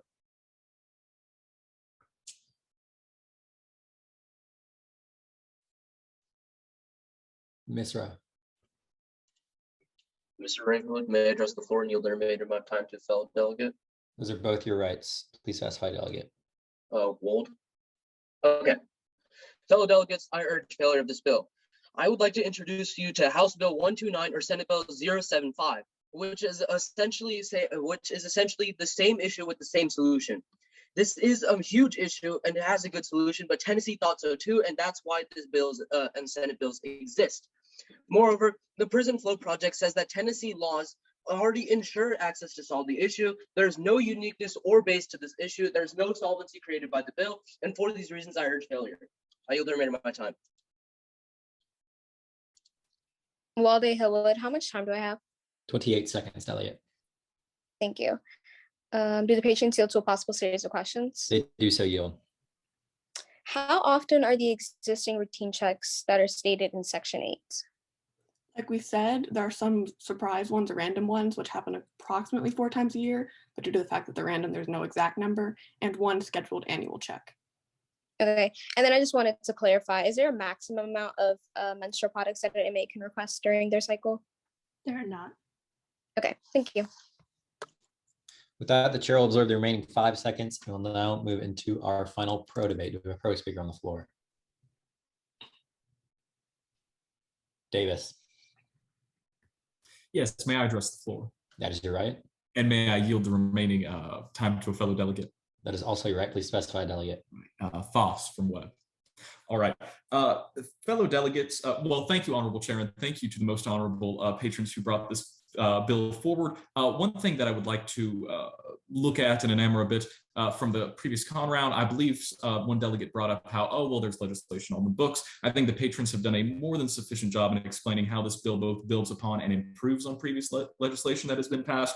The most important thing to remember with this is that just because these women are incarcerated does not mean that the state can deny them fundamental human rights. This bill is about dignity, it is about humanity, it is about ensuring that all individuals who experience menstrual cycles have what they need to be healthy and clean. And the state cannot deny that. I think by voting against this bill, we are voting against human rights. That's why I urge its passage. I yield the remainder of my time to the delegate. Foss, Webb, do the patrons yield to a possible series of questions? They do so yield, delegate. You have 15 seconds. Okay. 88% of women report bleeding through their clothing, and 80% of women report to using homemade products. And I feel like this is unacceptable because these people are still humans and they do deserve basic human rights. Since I feel like this bill is necessary. I'm sorry, Delegate. Time for this round has elapsed. We'll now move into our final con round. Do you have a con speaker on the floor? Galbraith. Galbraith Webb, do the patrons yield to a possible series of questions? They do so yield. And may I yield the remainder of my time to a fellow delegate? If there is one, that is your right. Please specify. Foss, is your hand still up from the previous round? No. Seeing as there is none, I yield the remainder of my time to the chair. Just a quick question about line 57. You state that private correctional facilities must comply with this bill through their own income. Are there any grants or programs that can help private correctional facilities comply with this law if they don't have the funds? I wanted to state two things about that. Firstly, as of right now, there are no private prisons that hold women. The reason we add that into our bills, just in case in the future there are private prisons that hold women. Additionally, the average private prison makes over $300 million a year. We don't believe that they will have any trouble affording this. Thank you. I yield the remainder of my time to the chair. That the chair will absorb 26 seconds. It will move into the patron summation. Patrons, you are recognized for 2 minutes and 26 seconds for your summation. You may begin when ready. We need to provide prisoners with the necessary menstrual products in order to get through their menstrual cycles. We need $70,000 in order to pay for this bill. We do not ask prisoners to live without soap, showers, or toothbrushes. So why should we ask them to live without basic menstrual products? At this point, I would like to address a few cons that were spoken about. A few different delegates mentioned existing laws, including House Bill 129. However, these laws do not provide any oversight. Additionally, no minimum is required. The bill might state that they need to supply enough, but since there's no oversight, we can't actually prove that they do. As a matter of fact, we have women's opinions and voices showing us that they don't.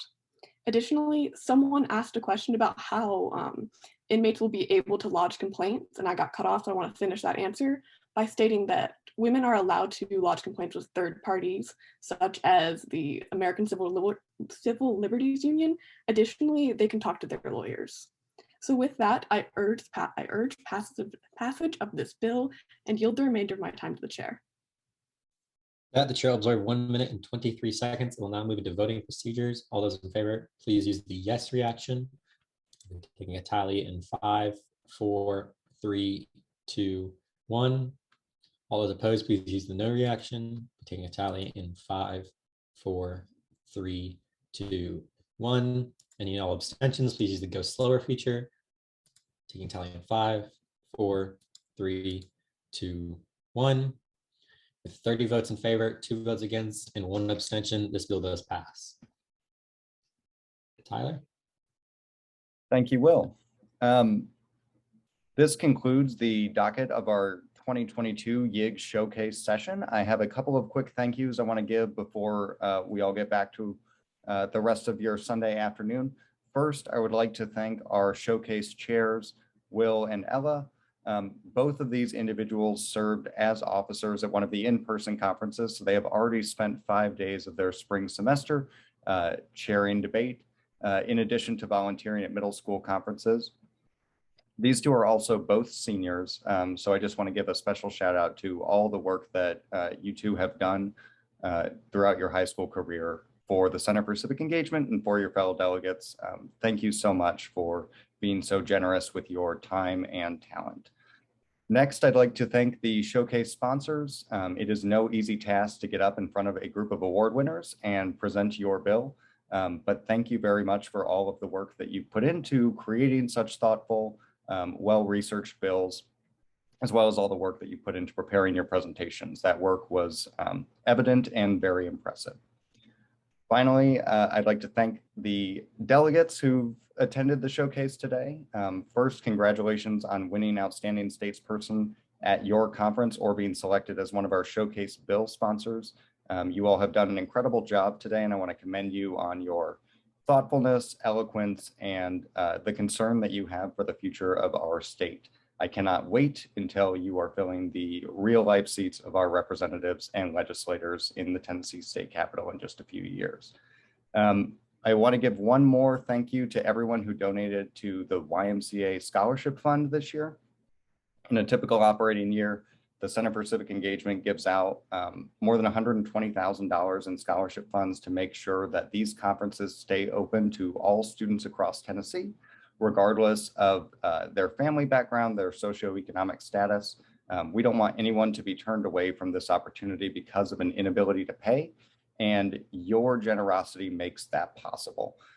So I'm going to drop a quick link in the chat. If you have not contributed to the scholarship fund but would like to, you are welcome to use that link. It's also available on our website.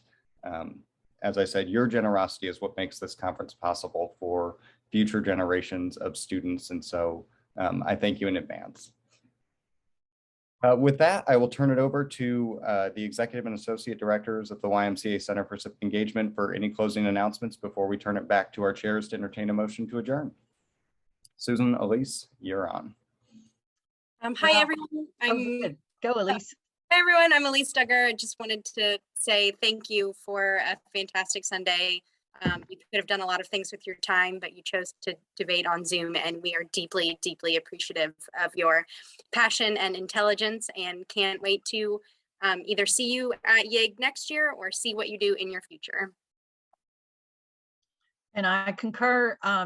This is one of my favorite things, just because at the conferences, we don't generally have an opportunity to hear the debate, and man, you guys are phenomenal. It's just so fun to listen to y'all. So thank you for taking your time to do this.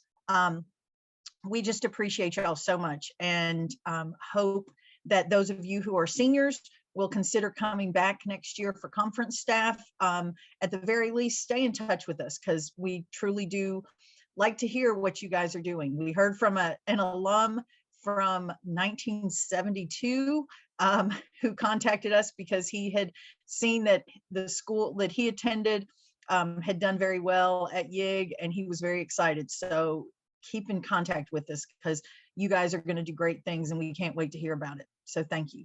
With that, let's turn it back over to the chairs. Ella, you are recognized to entertain our final motion. Right, at this time, I will now entertain a motion to adjourn. Second.